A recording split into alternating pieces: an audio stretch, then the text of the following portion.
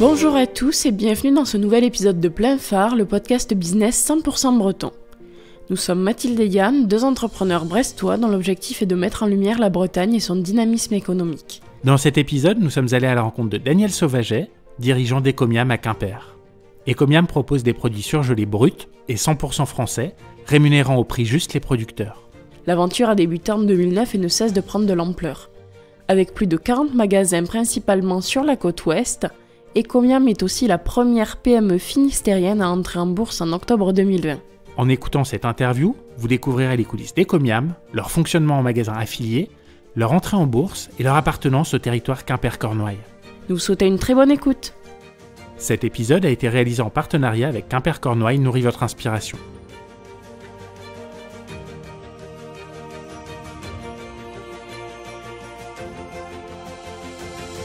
Bonjour Daniel. Bonjour. Merci beaucoup de nous recevoir ici chez Ecomiam à Quimper. Pour ceux qui ne te connaissent pas encore, est-ce que tu pourrais te présenter s'il te plaît ?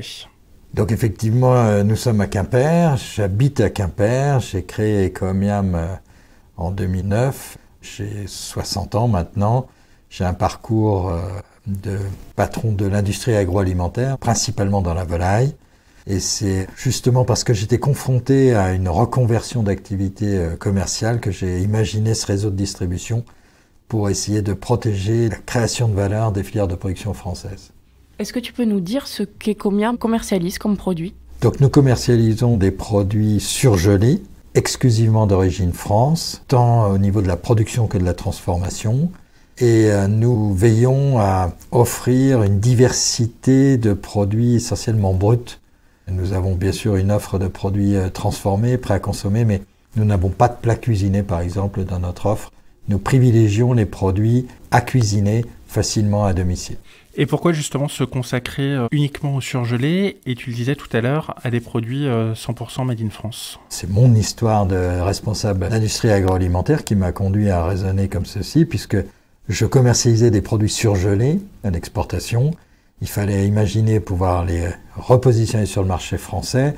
Et les réseaux de distribution de produits surgelés en France étaient principalement axés, engagés sur une distribution de produits élaborés, ce que nous ne faisions pas, nous étions dans une offre de produits bruts, et donc c'est pour ceci que je me suis évertué à imaginer un concept de distribution qui permette de distribuer des produits bruts, en face, en concurrence quelque part de l'offre des produits frais que nous trouvions dans l'ensemble des réseaux de distribution. Pourquoi délaisser les plats cuisinés au profit des produits bruts ? Est-ce qu'il y a une raison particulière ? Alors, c'est pas du racisme anti-plat cuisiné, hein, c'est pas ce qui me motive, mais d'une part, des gens le font très bien. Les leaders de notre catégorie dans la distribution de produits surgelés, comme Picard, Thirier, le font très bien. Ça suppose d'avoir une organisation au niveau de la chaîne de distribution assez sophistiquée sur le plan de la R&D et autres, parce que quand vous faites des plats cuisinés, vous mettez en œuvre beaucoup d'ingrédients, il faut donc en maîtriser, surtout de plus en plus. On sent que le consommateur est très sensible à la qualité de ces ingrédients. Et donc, de par mon histoire, de par ce que nous cherchions à faire avant tout, c'est-à-dire réconcilier le consommateur avec l'écosystème, j'ai préféré me focaliser sur les produits bruts et ne pas engager de ressources sur les plats cuisinés. Nous aurions apporté moins de performances, je pense, relatives par rapport à nos compétiteurs. Donc aujourd'hui, je pense qu'on nous reconnaît une vraie distinction et un vrai plus dans notre offre de produits bruts. Et on est en plus dans une tendance de consommation où on fait un petit peu plus soi-même qu'on pouvait le faire il y a encore quelques années, au niveau de la cuisine en tout cas. Les circonstances effectivement plaident pour découvrir un petit peu le plaisir de cuisiner, mais aussi les bienfaits de la cuisine au quotidien chez soi, de produits bruts, qui justement engagent moins d'ingrédients, donc c'est meilleur pour la santé.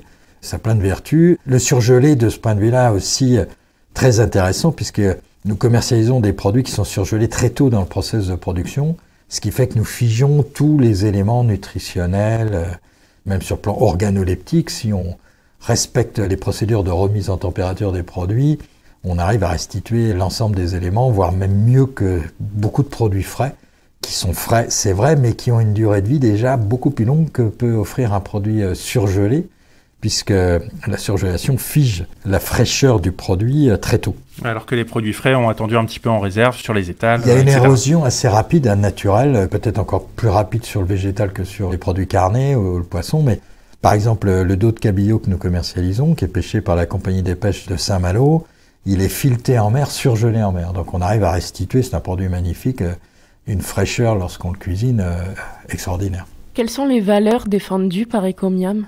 Alors les valeurs sont très fortes. Notre ambition, c'est de réconcilier le consommateur avec son écosystème. C'est-à-dire faire en sorte que le consommateur puisse consommer des produits d'origine française, accessibles à des prix très compétitifs, tout en payant correctement les filières de production. C'est vraiment la genèse d'Ecomiam, c'est de faire en sorte que nous protégions notre agriculture et surtout son modèle économique.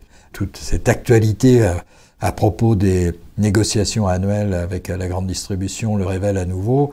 Trop souvent, l'agriculture est littéralement martyrisée par ce décalage de rapport de force entre la distribution et la production.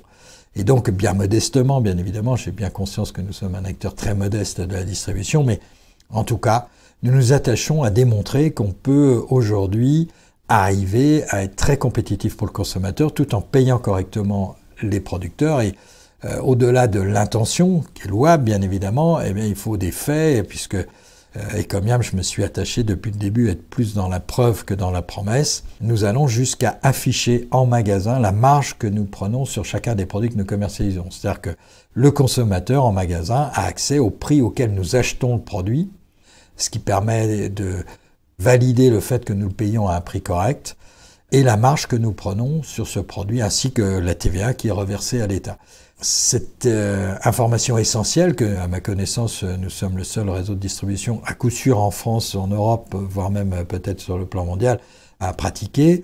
Cet affichage de marge, pour moi, est un témoignage fort de la volonté d'imposer ou d'instituer avec notre client une relation de confiance basée sur ce partage ensemble de vouloir réhabiliter des pratiques économiques plus équilibrées entre le monde de la production et la distribution. Et est-ce que c'est aussi, à ton avis, l'une des raisons pour lesquelles les consommateurs viennent chez Ecomiam ?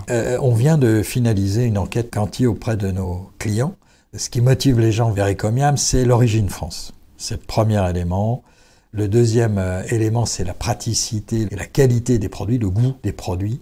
Pas déceptif, nous sommes très vigilants, nous sommes gourmands nous-mêmes, donc nous qui sélectionnons les produits que nous commercialisons et qui les validons avec la complicité souvent des équipes magasins.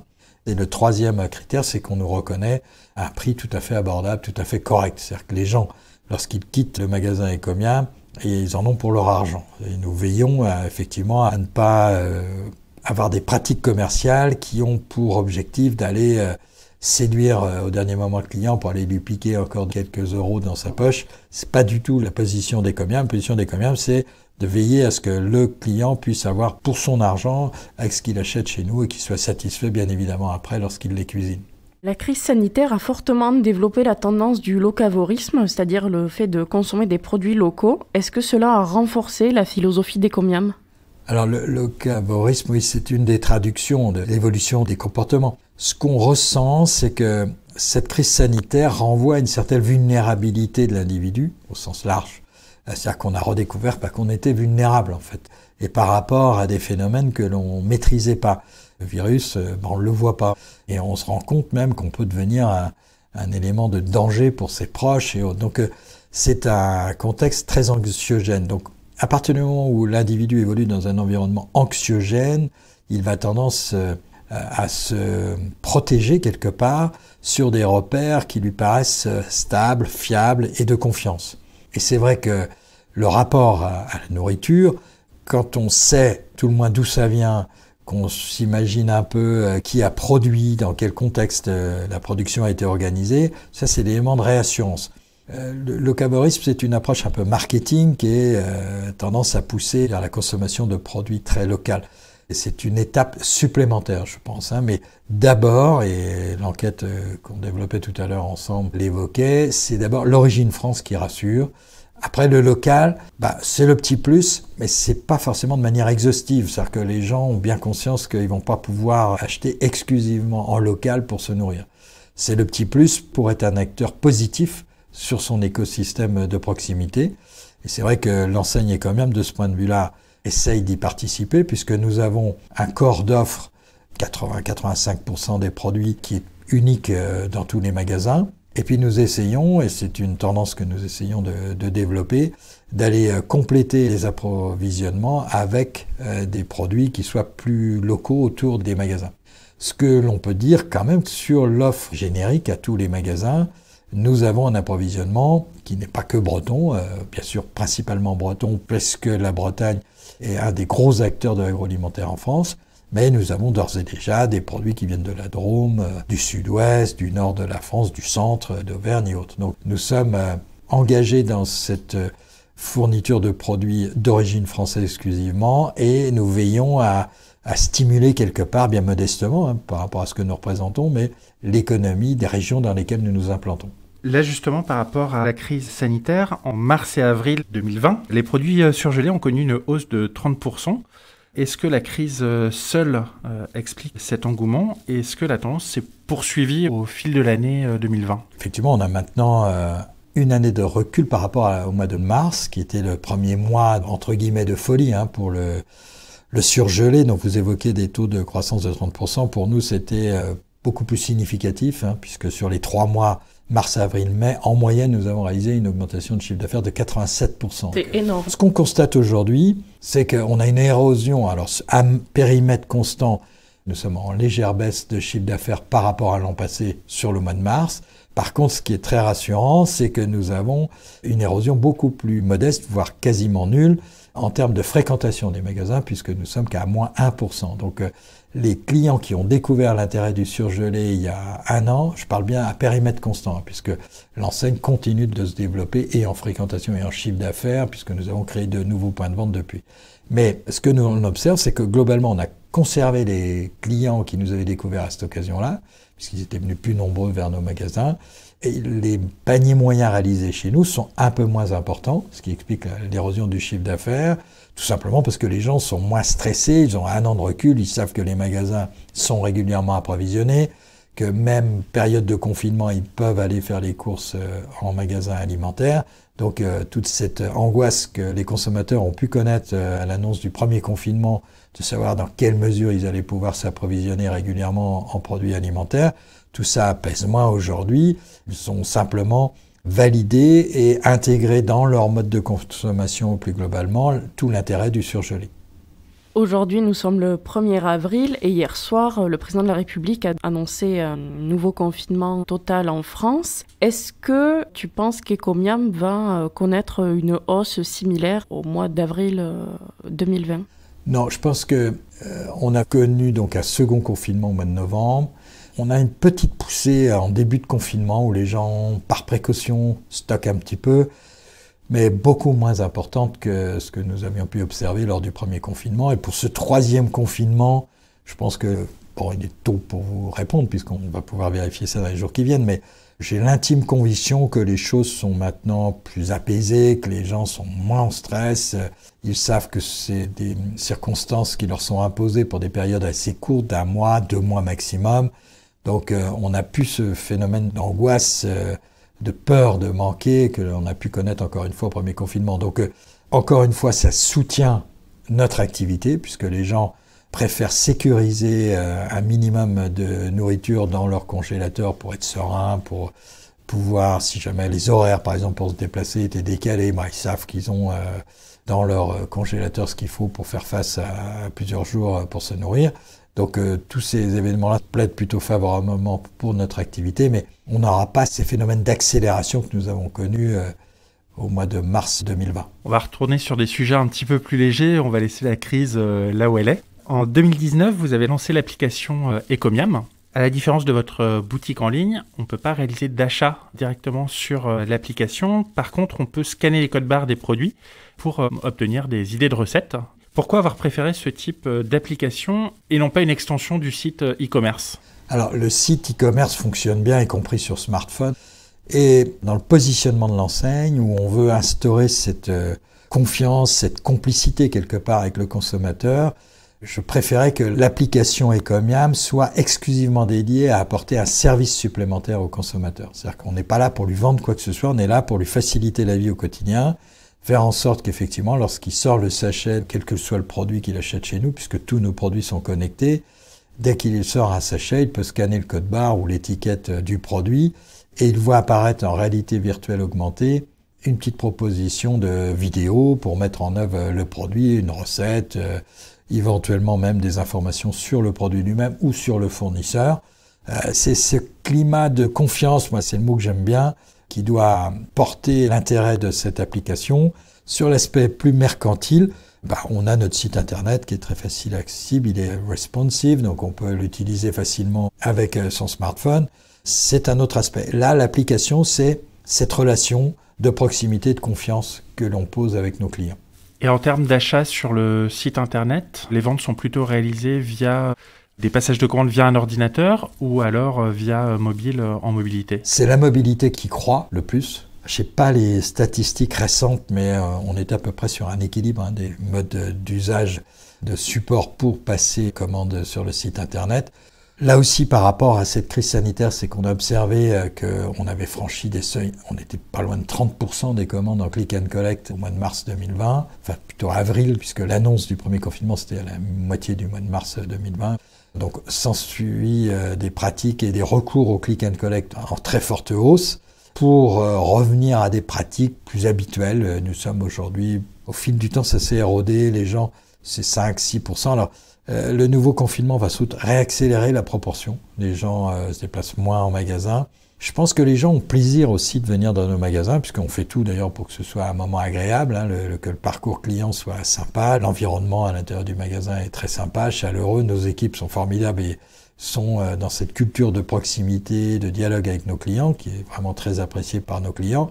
Et puis, ça leur permet de voir les produits, puisqu'une des particularités aussi de notre enseigne, toujours dans ce souci d'être dans la preuve et non pas dans la promesse, tous nos produits sont visibles. C'est-à-dire qu'il n'y a pas de packaging qui font obstacle à la vue du produit, et souvent des obstacles qui sont très valorisants avec des super photos. Quand vous ouvrez, c'est un peu déceptif. Donc, ça ressemble pas toujours, effectivement. Voilà, donc nous, on n'est pas du tout dans cette logique-là. Au contraire, on veut que les gens voient les produits qu'ils achètent. Et je pense que c'est apprécié chez nous. C'est pour ça que le click and collect est pratiqué chez nous, puisque nous sommes en plus aujourd'hui la seule enseigne en France à accepter le paiement des titres restaurants dématérialisés. Vous pouvez réaliser une partie des paiements de vos commandes sur le site internet avec l'usage de votre carte titre restaurant dématérialisé, le complément avec la carte bancaire classique. Donc tout ça fait que les gens ont trouvé avec l'enseigne des tas de praticité qui au quotidien rendent un petit peu la vie plus facile. Justement, combien de magasins compte Ecomiam aujourd'hui et est-ce que vous êtes présent dans toute la France? Nous comptons 40 magasins depuis la fin de ce mois de mars. Nous sommes principalement dans l'Ouest toujours. Nous avons pour ambition de nous déployer sur l'arc atlantique dans un premier temps. Pour optimiser la notoriété de l'enseigne Ecomiam, nous veillons à accroître ce qu'on appelle la diffusion numérique sur les territoires, c'est-à-dire la densité de magasins sur un territoire. Donc nous avons débuté en Normandie, nous avons 2 magasins en Normandie et dans la Nouvelle-Aquitaine, nous comptons maintenant déjà 3 magasins dans cette région-là, donc qui viennent consolider la présence sur le Grand Ouest où nous sommes bien sûr présents fortement en Bretagne avec plus de 28 magasins et en Pays de Loire, nous en avons 5 ou 6 maintenant. Et nous avons un magasin en région lyonnaise, à Civrieux-d'Azergues, magnifique magasin avec un porteur de projet très dynamique, avec l'ambition de cristalliser autour de ce magasin-là un petit noyau de magasins, puisque nous avons plusieurs porteurs de projets, notamment dans la Drôme, tout près donc de la région lyonnaise. Et c'est intéressant pour nous parce qu'on considère que culturellement, nous sommes pas loin de l'esprit de l'ouest de la France. La Drôme est une terre agricole historique et nous retrouvons beaucoup de codes et culturellement, nous nous sentons proches de cette région-là. Voilà pourquoi nous avons une petite entorse à notre stratégie de l'arc atlantique en région lyonnaise. Tu parlais de porteurs de projets justement pour évoquer les personnes qui font vivre l'aventure Ecomiam au travers de ces différents magasins. Est-ce que tu peux nous parler un petit peu de l'affiliation, comment ça se passe et en quoi c'est différent d'une franchise traditionnelle? Donc ça, c'est un point essentiel de l'enseigne. La première des choses, c'est que au début de la création d'Ecomiam, il y a une dizaine d'années, on va fêter nos 10 ans en magasin au mois de juin 2021, donc tout ça est récent. Nous avons d'abord créé des magasins en intégration avec des salariés. Ça se passait bien d'ailleurs, avec des salariés qui s'appliquaient très bien dans nos magasins, mais on s'est vite aperçu que C'est difficile à manager puisque ce sont des petites équipes dans les magasins, 2, 3, 4 pour les gros magasins, voire 5 si on prend par exemple Quimper qui est le plus gros magasin, isolés les unes des autres. Et donc en termes de management, c'est difficile à orchestrer pour une enseigne. Alors tant qu'on était sur une base d'une dizaine de magasins, ça se passait très bien, mais on a très vite compris que si on allait chercher, se déployer très vite, on ne remplirait pas notre mission correctement de manager avec ces gens qui seraient éloignés du siège de l'enseigne. Et donc nous avons réfléchi aux moyens de faire évoluer notre modèle économique et nous avons expérimenté la franchise. La franchise a plein de vertus puisqu'elle permet de faire créer des entreprises par des gens qui forcément s'impliquent corps et âme pour les développements. Donc c'est très compatible, et c'est pas pour rien qu'on en trouve beaucoup dans le commerce, puisque le commerce, la motivation des gens qui sont sur les points de vente est essentielle à la réussite d'un point de vente, donc c'est pour ça que la franchise de ce point de vue-là remplit cette mission très bien. Par contre, par rapport aux promesses de l'enseigne, par rapport aux consommateurs, il y avait 2 handicaps qui pour nous n'étaient pas acceptables. Le premier, c'est que le franchisé a la capacité de se sourcer en dehors de la franchise pour 25% des achats. Donc même de bonne foi, et même si ça partait d'un bon sentiment, le franchisé qui, avec une enseigne Ecomiam sur le magasin, aurait pu se sourcer, par exemple, avec des produits étrangers, ce qui n'est pas possible. Ouais. On a des limites juridiques à imposer un type d'achat aux franchisés. Ouais, ça risquait de remettre complètement en cause les valeurs défendues. Ça pouvait fragiliser les valeurs d'Ecomiam. Le deuxième aspect des choses, c'était la pratique du prix. C'est-à-dire qu'une enseigne ne peut pas imposer à un franchisé des prix de vente consommateurs. Le franchisé garde la maîtrise de la gestion de ses marges. Donc forcément, la maîtrise du positionnement tarifaire des produits qu'il commercialise. Donc ça aussi, c'est un vrai problème puisque nous avons une offre que nous voulons parfaitement maîtriser, en cohérence vis-à-vis du consommateur, où qu'il soit sur le territoire national, surtout en complément avec notre site internet. Donc il doit y avoir qu'un prix. Notre dos de cabillaud, il doit être commercialisé au même prix, où que ce soit sur le territoire national ou sur internet. Donc on voit bien que ce contrat de franchise, de ce point de vue-là, ne répondait pas, ne cochait pas tous les points que nous souhaitions cocher pour développer sereinement l'Ecomiam et avec toutes ses valeurs sur le territoire national. Donc nous avons fait des recherches et nous avons identifié, repéré ce contrat de commission affiliation qui est beaucoup pratiqué dans le textile, par exemple. Le groupe Beaumanoir, plus connu sous ses marques Cache-Cache, Bonobo, Réal, utilise ce type de contrat qui a pour particularité, c'est que l'enseigne reste, le réseau reste propriétaire des produits qui sont dans les magasins. Et l'affilié commercialise pour le compte de l'enseigne auprès du consommateur et est rémunéré avec des commissions. Donc ce qui permet à l'enseigne de maîtriser parfaitement l'offre en magasin, tant sur la gamme produit que sur le prix. Voilà pourquoi nous avons fait le choix. Alors ça a une autre vertu pour l'affilié, c'est qu'il n'a pas à porter la valeur du stock des produits qui se trouvent dans son magasin. Il investit dans son point de vente, il gère les charges d'exploitation à l'animation du point de vente, à l'exploitation du point de vente, et nous le rémunérons avec des commissions. Donc quelque part, c'est une démarche qui est intéressante. Alors c'est un côté frustrant, et je veille d'ailleurs, et notre équipe et développement ne le cache surtout pas, puisqu'il faut vraiment qu'on clarifie ça dès nos premiers échanges avec les futurs candidats affiliés. C'est un petit côté frustrant pour la personne qui souhaite créer un magasin et faire l'achat, négocier sans cesse, bouger les prix hautes. C'est pas le positionnement d'Ecomiam, c'est pas les valeurs que nous voulons défendre. C'est pas péjoratif dans ma bouche, je dis pas que c'est mal de faire comme ça, je dis simplement que c'est pas le choix d'Ecomiam, puisqu'au contraire, nous sommes plutôt dans une logique de stabilité des prix, ce qui nous permet de rassurer, de conforter nos fournisseurs, puisqu'on s'engage sur des prix systématiquement au minimum de 6 mois, ce qui leur permet d'engager sereinement leurs ressources. Et vis-à-vis du consommateur, pareil, c'est-à-dire que nos consommateurs savent que les prix sont stables pendant 6 mois. L'an passé, on vient de faire évoluer un peu les tarifs là fin du mois de mars, donc on repart pour une période de 6 mois stable, mais les 2 périodes de 6 mois qui nous ont précédés, on n'a pas bougé un seul prix. Donc, vous voyez l'état d'esprit. Donc c'est pour ça que il faut qu'on soit clair avec les affiliés et leur dire, vous allez avoir le confort d'avoir beaucoup moins d'engagement financier puisque vous n'avez pas à apporter le stock. Par contre, vous allez perdre, pour certains, c'est important, cette capacité à négocier des achats et à ajuster vos marges quotidiennement. mais dont acte, c'est entre guillemets le prix à payer pour rentrer dans l'environnement Ecomium parce que c'est le positionnement de notre enseigne qui se veut comme ça. Aujourd'hui, combien d'emplois as-tu réussi à créer avec Ecomium? Alors aujourd'hui, bon, il y a 40 magasins.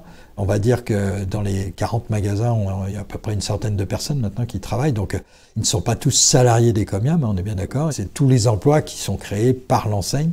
Et vous avez une petite trentaine d'emplois complémentaires au niveau du siège entre le service développement, le service équipement, puisqu'on vient au soutien des créateurs de projets aussi. Nous avons des gens qui sont en capacité de les épauler, toutes les phases de la réalisation des points de vente, et puis les services achats, le service gestion, marketing, digital, qui a pris beaucoup de place chez nous, puisque nous sommes historiquement et très actifs sur le digital.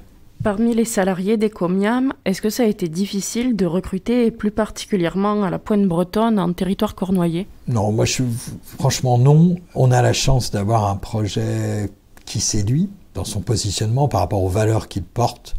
Nous avons aussi une forte exposition avec notre entrée en bourse en octobre 2020. Donc, ce qui, de ce point de vue-là, aussi conforte la notoriété de l'enseigne, lui apporte cette sérénité et cette perspective de pérenniser un fort développement. Donc, c'est assez facile pour nous. Je vois là, nous sommes en cours de recrutement, par exemple, d'un animateur réseau. Et nous n'avons pas eu trop de difficultés à drainer des candidatures. La Cornouaille jouit d'une très belle réputation.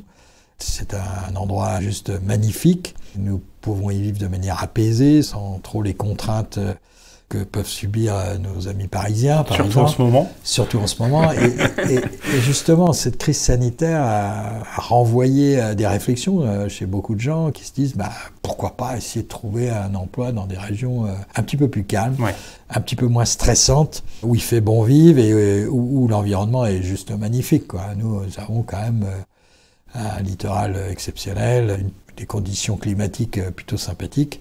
Voilà, franchement, je pense que la Cornouaille n'est pas un handicap, bien au contraire, elle devient de plus en plus un atout pour les entreprises pour réussir. Et quels sont tes conseils d'entrepreneur ou les bonnes pratiques que tu peux partager pour retenir... Alors, là, le flow est plutôt inverse. Les gens viennent de région parisienne pour venir en province travailler, tu le disais à l'instant. Mais est-ce que tu as des conseils pour justement attirer les talents ou éviter que certains se disent non, moi, à Pointe-Bretagne, il n'y a rien à faire. Il faut absolument que j'aille à Paris ou à Lyon pour trouver un emploi qui sera à ma hauteur.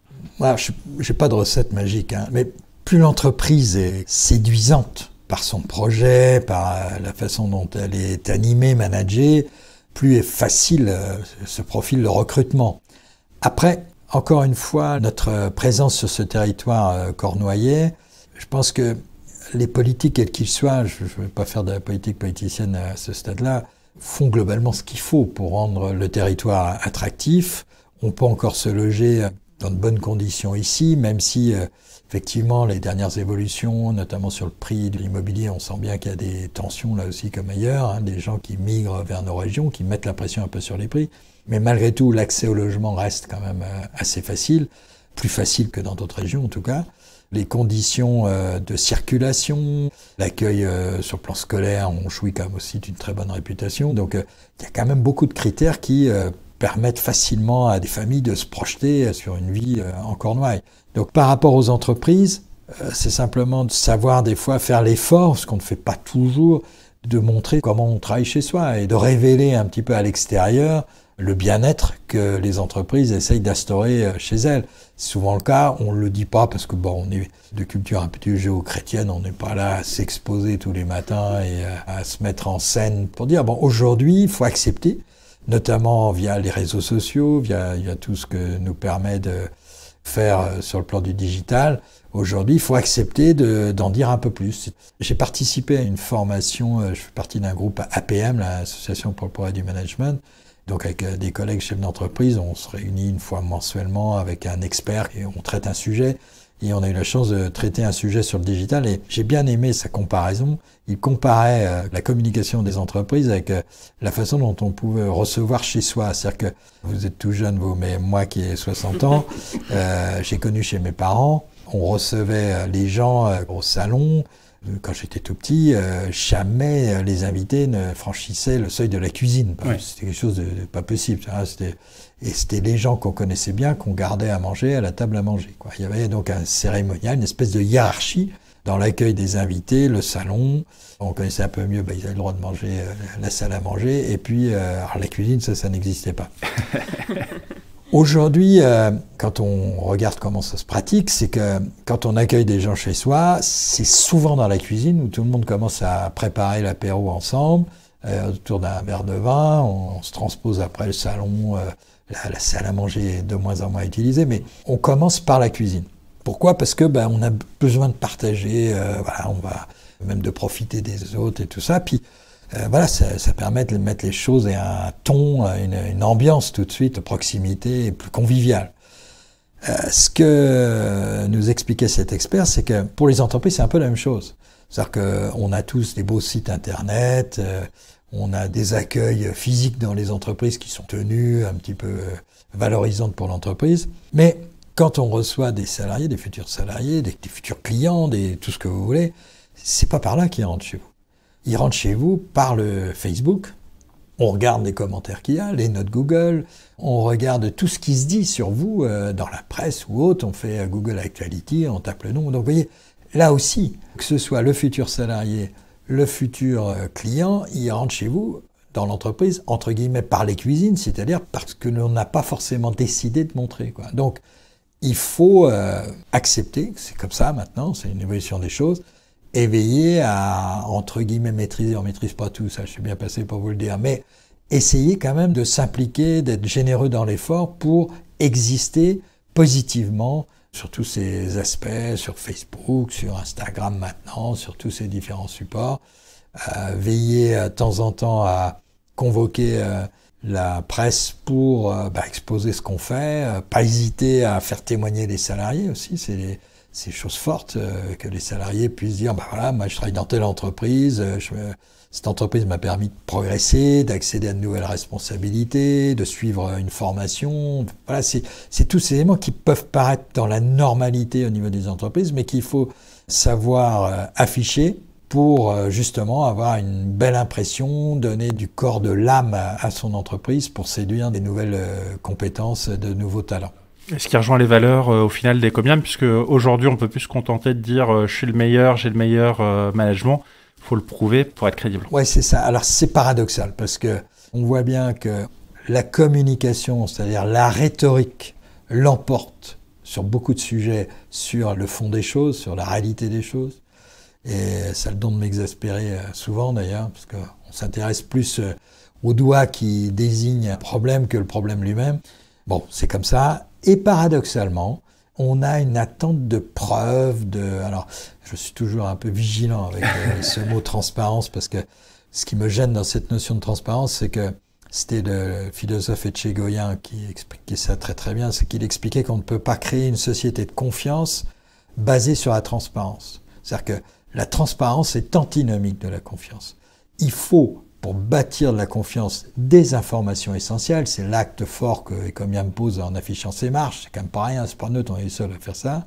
C'est un acte fort, c'est pas par souci de transparence, c'est un acte fort, une information essentielle qui me permet de pouvoir crédibiliser toute ma démarche en disant, voilà, je veux bâtir une relation de confiance tant avec le consommateur qu'avec le producteur, enfin avec la filière de production. C'est pas à nous, distributeurs, d'œuvrer à une relation conflictuelle, où l'un a à peine à préserver la création de valeur qu'il fait, et l'autre n'a que de cesse d'essayer d'économiser de l'argent dépensé pour satisfaire ses besoins. Donc vous voyez, cette notion-là, je pense, est en ligne avec, on l'évoquait tout à l'heure, ce besoin de preuves. C'est-à-dire qu'on ne peut plus se contenter de faire de promesses. On voit bien d'ailleurs, toutes ces promotions qui sont faites à tout bout de champ, les consommateurs ont de plus en plus de mal avec ça, parce qu'ils ne savent même plus au final si c'est des vraies bonnes affaires ou pas, quoi. C'est des pratiques qui sont aujourd'hui utilisées, non plus pour réguler l'offre par rapport à la demande, parce qu'à l'origine c'était quand même bien ça, les promotions, c'était les filières de production, lorsqu'elles se retrouvaient en excédent de production, qui proposaient un effort tarifaire pour écouler l'excédent de production, pour revenir à une normalité d'offre et de demande. Aujourd'hui, ça n'a plus rien à voir. Qu'on soit en excédent ou pas de production, c'est pas le sujet, c'est la grande distribution qui vous impose de faire des promotions pour faire venir le client chez eux. Donc ces mêmes promotions entraînent le plus souvent maintenant des surcoûts de production qui sont répercutés sur les prix. Enfin, c'est le monde à l'envers, quoi. Donc je pense que tout ça fait que ça ouvre une vraie opportunité pour Ecomiam, justement de se soustraire à tous ces artifices qui n'apportent aucune valeur d'usage aux produits consommés par le consommateur et au contraire génèrent des surcoûts de communication, de désorganisation des flux, parce que c'est pas rien, des accélérations de volume au quotidien comme ça dans les entreprises ou chez le distributeur lui-même d'ailleurs. Il faut les gérer, c'est compliqué. Toute la dimension administrative, je ne sais pas si vous imaginez aujourd'hui les services achats, les services commerciaux qui doivent sans cesse éplucher les dates de début d'offres promotionnelles, répercuter tel taux de marge, tel site. Enfin, c'est devenu très complexe. Nous avons le bonheur ici d'avoir choisi tout ce qui était le plus simple, faire en sorte que on commande, on s'est mis d'accord sur un prix, on n'y retouchera pas, il n'y aura pas de marche arrière, rien.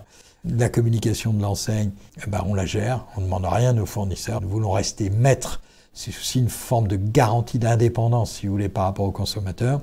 Et donc, nous enregistrons des commandes, des factures, on les paye, basta, il n'y a pas besoin de déployer des tas de ressources pour éplucher tout ça, ça se fait calmement et sereinement. Tu disais tout à l'heure qu'Ecomiam était entré en bourse en octobre 2020, donc en pleine crise du Covid-19. Est-ce que c'était pas un peu risqué? Et quels sont les résultats actuellement? Oui, c'était un pari un petit peu osé, on va dire, puisque Ecomiam était le premier IPO, la première entrée en bourse suite à la crise sanitaire, puisque les dernières introductions en bourse ont eu lieu en février 2020, et puis il y a eu bien sûr un temps mort avec l'annonce du confinement. La première introduction en bourse a été Ecomiam, donc en octobre 2020. Alors c'est effectivement un pari audacieux, surtout que en novembre 2019, je prends la décision de procéder à une nouvelle levée de fonds pour financer l'accroissement d'activité et le développement de l'enseigne. Je me dirigeais vers une levée de fonds classique, pratiquée auprès de fonds d'equity classiques. Et un des fonds qui avait participé à une première levée de fonds que j'avais réalisée en avril 2017 me conseille de rencontrer le représentant d'Euronext, donc de la bourse en France. J'étais très surpris d'ailleurs qu'il me propose ça, parce que dans mon esprit, je pensais qu'on était à milieu de pouvoir rentrer en bourse, quoi. On avait réalisé un exercice, on avait réalisé 14,6 millions de chiffre d'affaires, on est toute petite PME, en distribution, on est tout petit acteur. Et donc j'étais vraiment très surpris de sa démarche, et puis je décide, mais je ne me précipite pas. D'ailleurs, je commence à travailler avec des fonds sur le projet de cette levée de fonds. Et je rencontre le représentant d'Euronext le 8 mars 2020. Donc c'est pour vous dire que je ne m'étais pas énervé sur les conseils de... Et là, je découvre que, en fait, pour rentrer en bourse, il ne faut pas être une super entreprise déjà complètement établie, avec des niveaux de profitabilité élevés. Au contraire, la bourse apprécie et souhaite accompagner des entreprises qui ont un vrai projet de développement, un fort potentiel de développement, qui présentent déjà quelques garanties de maîtrise du concept, de son écosystème. Et de ce point de vue-là, on cochait toutes les cases, quoi. Et peu importe là où nous en étions en termes de niveau d'activité, voire de rentabilité, l'important c'était de pouvoir présenter un projet de forte croissance crédible. Donc après réflexion avec mes proches, j'ai pris la décision. Mes proches étaient effectivement un peu anxieux sur le côté osé de cette opération, mais fort des valeurs d'Ecomiam, fort des talents qui m'entourent dans l'entreprise, premier résultat que nous avions, j'y ai cru. Alors quand vous partez dans cette démarche-là, il faut s'entourer avec des vrais bons professionnels, puisque c'est quand même un process très strict.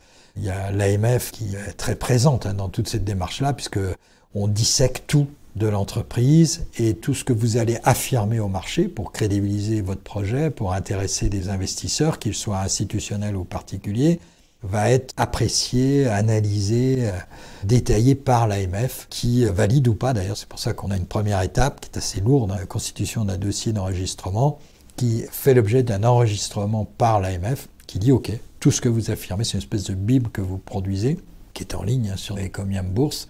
On détaille tout ce qu'on a fait, les modalités de fonctionnement, enfin toute l'entreprise. » Et puis après, vous avez une seconde étape où vous avez une note dite d'opération, où vous expliquez comment vous comptez rentrer en bourse, combien d'actions vous émettez, la valeur, l'impact que ça aura sur le plan financier. Et une fois que l'AMF a validé ce second document, cette note d'opération, vous avez 15 jours pour obtenir du marché des engagements de souscription.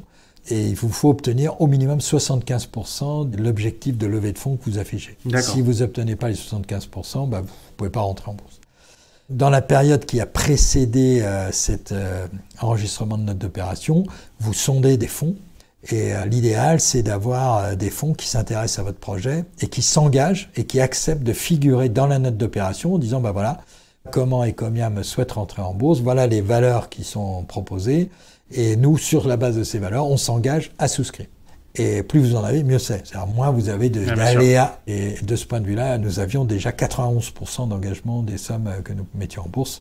Donc, nous étions les premiers à revenir sur le marché des IPO, mais nous arrivions avec un projet hyper bien ficelé, puisque nous avions déjà 91% d'engagement, donc il n'y a plus de risque, quoi. Et en plus, avec des fonds qui font référence sur la place de Paris, comme Weinberg Capital ou Pergame, ce sont des fonds qui sont très bien établis, qui ont l'habitude et la réputation de fonds qui savent miser où il faut. Et donc, ça a entraîné cet engouement de l'ensemble de la place financière. On a eu 3,7 fois la demande pour les investisseurs et on a eu 10 fois la demande au niveau des particuliers. C'est-à-dire qu'on réservait une somme pour les particuliers, une somme pour les investisseurs.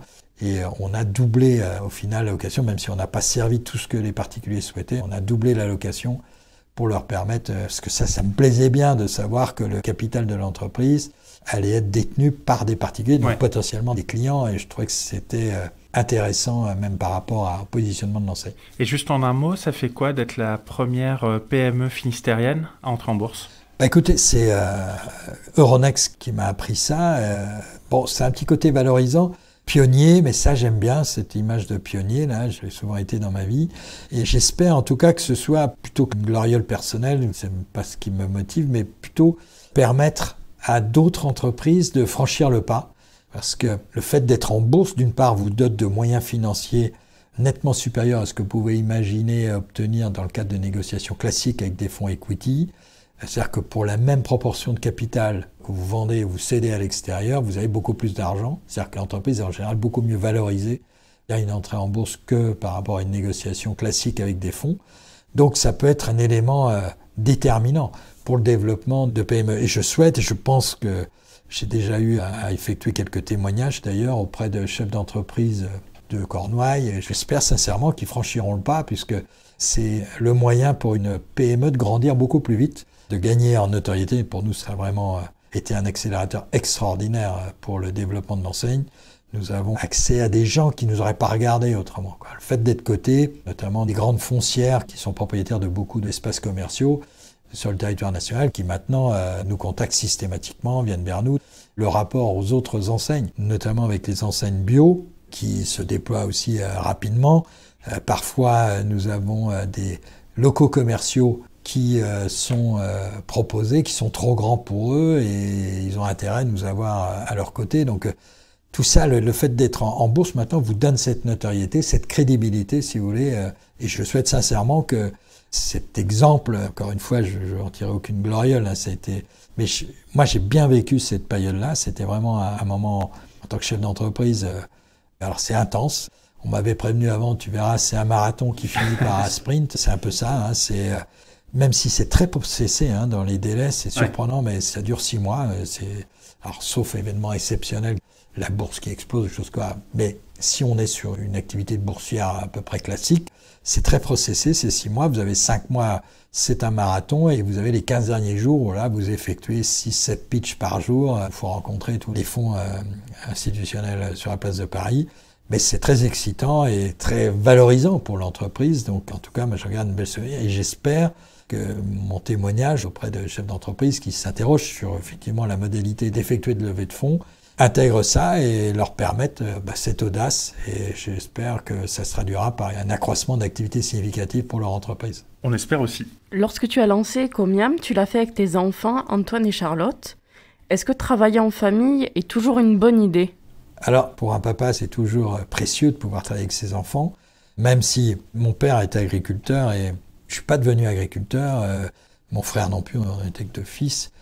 Mais on n'a pas été éduqué, élevé dans ce raisonnement de dire qu'on devait prendre la succession de nos parents et des choses comme ça. Et donc, ça n'a jamais été ce ressort-là qui nous a amenés à travailler en famille. Antoine est venu, il a été essentiel d'ailleurs dans la perception du concept Ecomiam par le client. C'est sous son impulsion que le coin collaboratif, le coin enfant, enfin tout ce qui caractérise le parcours client dans le magasin, c'est Antoine avec le concours de Charlotte qui ont réalisé cette évolution-là.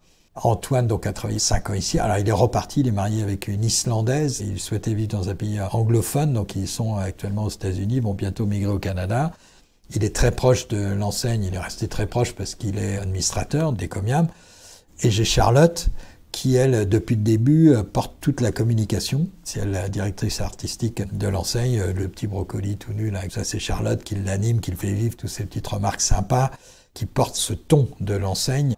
Et pour moi, c'est un confort exceptionnel. C'est-à-dire que je n'ai pas à viser tous les projets de communication parce qu'il y a beaucoup de sollicitations au quotidien des magasins qui veulent participer à tel événement, qui veulent faire ceci ou cela.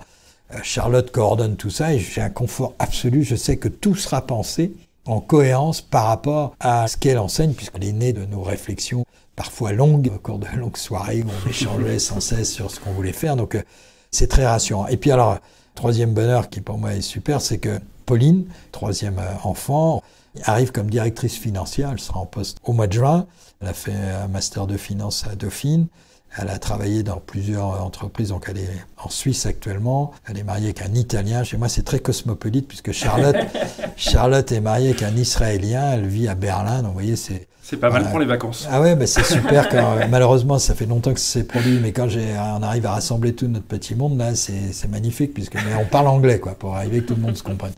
Pauline va venir nous rejoindre comme directrice financière. Elle s'occupe du déploiement de l'intelligence artificielle dans la banque UBS à Zurich. Et elle nous rejoint au mois de juin. Donc vous voyez, travailler en famille, alors il faut faire attention parce qu'il y a du tempérament. C'est pour ça que je les aime encore plus, mes enfants, parce qu'ils ont de la graine, là, ils ont du tempérament. Mais ce qui est sympa, c'est je sais que tout ce qui sera fait, c'est forcément bon esprit, quoi. On travaille en une extrême confiance, quoi. Mais c'est pas réservé aux enfants. J'ai recruté Pierre Frégnac, qui est directeur général adjoint depuis le 1er septembre, là, qui nous arrive d'un monde totalement différent, puisqu'il était cadre supérieur chez Coca-Cola. Je travaille, pareil, avec une totale confiance avec Pierre.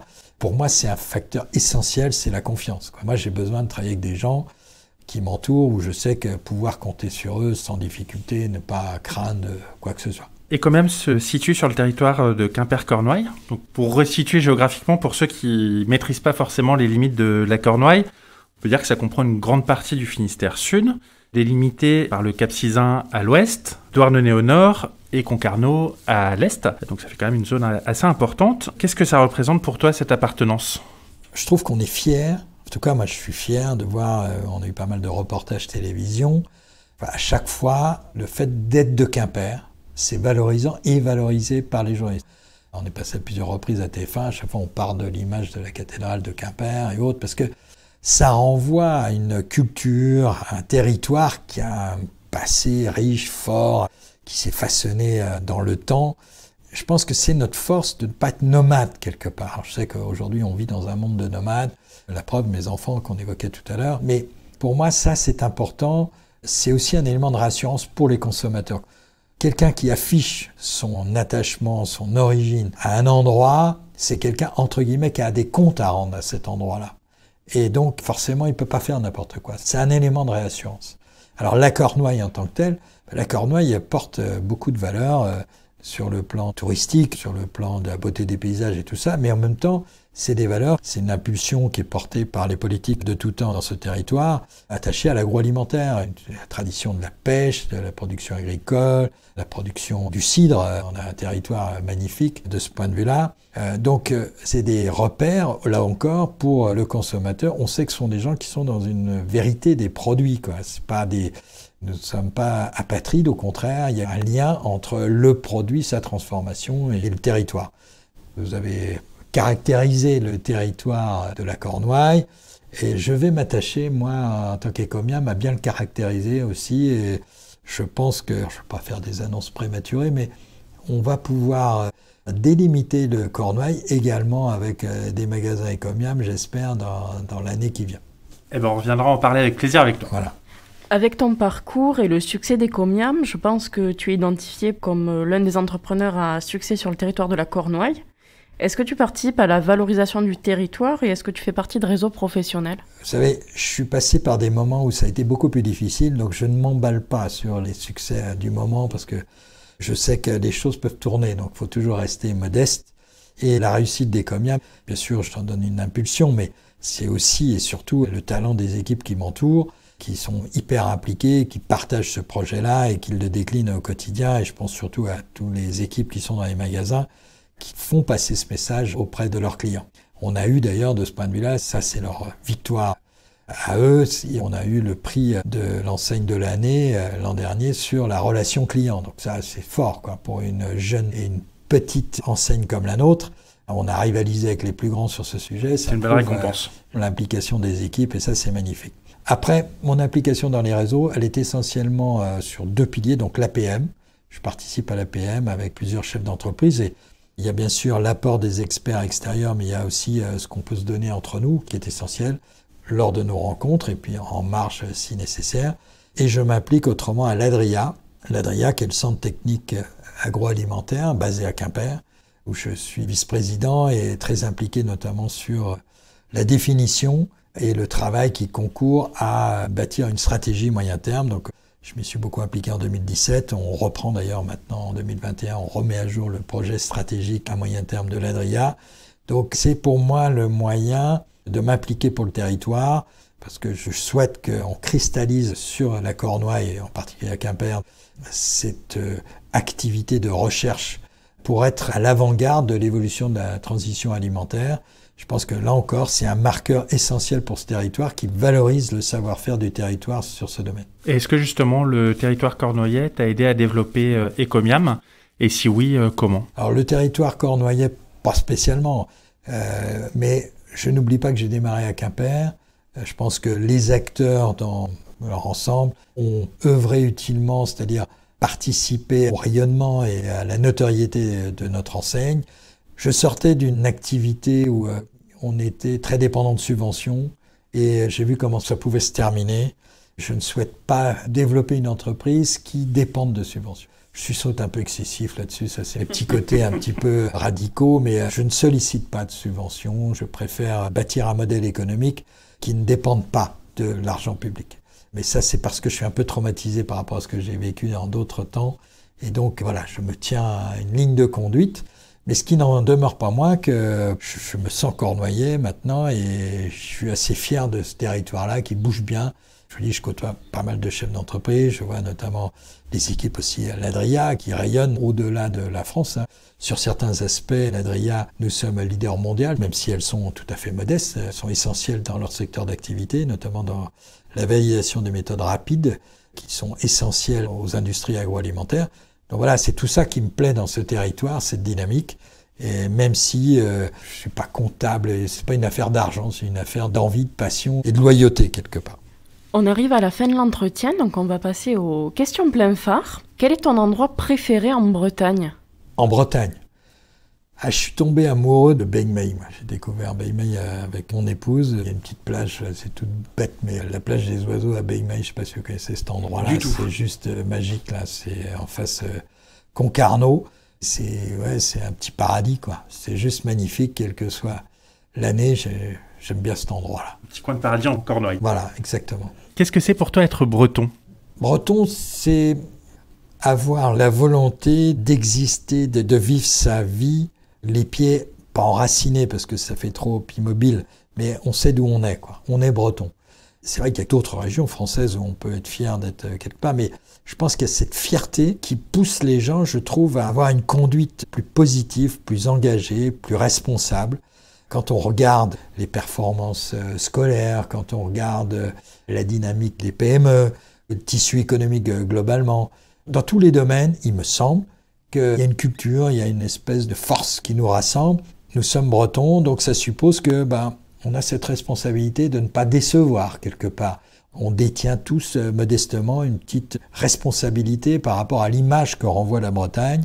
Et c'est vrai que ça nous fédère quelque part. J'ai eu l'occasion de le vérifier en nombre de circonstances, y compris dans ma vie d'avant où je voyageais pas mal. Et c'est vrai que breton, pour moi, c'est ça. C'est pas facile à caractériser. Je ne parle pas le breton, donc je ne vais pas vous la faire comment One, hein, mais voilà, breton, c'est pas rien. Moi, je suis vendéen, pour être très honnête avec vous. Je suis né au sud de Nantes, donc comme Nantes fait partie de la Bretagne, il y a beaucoup de gens qui militent pour ça. Et je le concède bien volontiers que nous avons une proximité culturelle du temps des guerres de Vendée. On était tous frères hein, dans la résistance. Breton, c'est ça. Aujourd'hui, je suis depuis 90, hein, je vis en Bretagne. Et je me sens complètement breton maintenant. Je me suis investi, je me suis battu dans l'autre entreprise aussi pour défendre l'activité économique de la Bretagne. Donc, et je me sens bien, quoi. Je me sens en lien. Vous voyez, par exemple, quand je vais en bourse, j'avais le choix entre plusieurs banques d'investissement. Ce sont les banques qui vont faire les ventes de vos titres, différents fonds institutionnels. J'avais le choix entre différentes banques. J'ai choisi BNP Paribas parce que ils sont comme nous, quoi. Culturellement, dans l'échange que j'ai pu avoir, ça percutait. On a la même façon d'apprendre les choses, on a cette même sensibilité, on a cette même culture. On est moins dans la rhétorique, plus dans le vrai, je pense, dans la relation. Voilà ce qui caractérise un petit peu tout ça. Et selon toi, quelle est l'entreprise à suivre en Bretagne ? Il y en a beaucoup à suivre en Bretagne. Mais vous avez des tas de... Vous parlez du pays cornouaillais, par exemple. J'ai choisi, il y a 3 ans, le système logiciel Caisse qui est déployé dans tous nos magasins. C'est Menlog, qui est à Pont-l'Abbé. Vous voyez, c'est des entreprises qu'on ne connaît pas.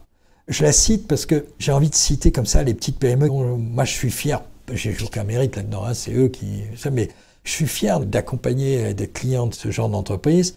Ils sont en train de devenir leaders dans leur domaine d'activité. On ne les connaît pas, mais ils travaillent très très bien, ils sont très dynamiques. Et eux ont besoin qu'on parle d'eux, qu'on les valorise parce qu'ils sont à rechercher des ingénieurs hautement qualifiés pour développer les logiciels et autres. Et c'est pas simple parce que justement, ils existent peut-être moins que d'autres au quotidien. On parle le rayonnement ou l'éclairage qu'ils mériteraient.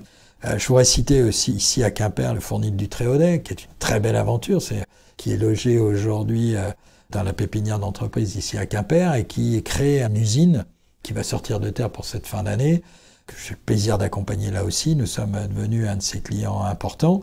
Voilà des belles entreprises, alors qui vont pas rayonner comme beaucoup d'autres, mais j'ai plaisir à citer ces entreprises-là parce que c'est les entreprises de Cornouailles qui démontrent justement toutes ces valeurs des Cornouaillais, des gens qui travaillent sérieusement les bons produits ou qui savent discipliner au sens étymologique du terme des compétences pour apporter le meilleur aux entreprises et bien au-delà des frontières du pays de Cornouailles. Un grand merci Daniel pour cet entretien enrichissant. Pour les auditeurs qui souhaitent continuer l'aventure avec toi, où est-ce qu'ils peuvent te joindre sur les réseaux sociaux par exemple ? Alors je suis principalement sur LinkedIn. Je plaide volontiers que je ne suis pas un fan de Facebook. J'ai un compte mais je ne l'utilise pas bien. Par contre, j'essaye d'être assez présent sur LinkedIn. Je trouve que c'est un réseau professionnel, ça me va bien. Je trouve des informations qui m'intéressent souvent et j'espère en porter aussi qui intéressent le public. On remettra le lien de ton profil dans les notes du podcast. Est-ce que tu peux rappeler l'adresse du site Ecomiam ? Alors, ecomiam.com, tout simplement. Super. Merci beaucoup, Daniel. Merci beaucoup. Au revoir.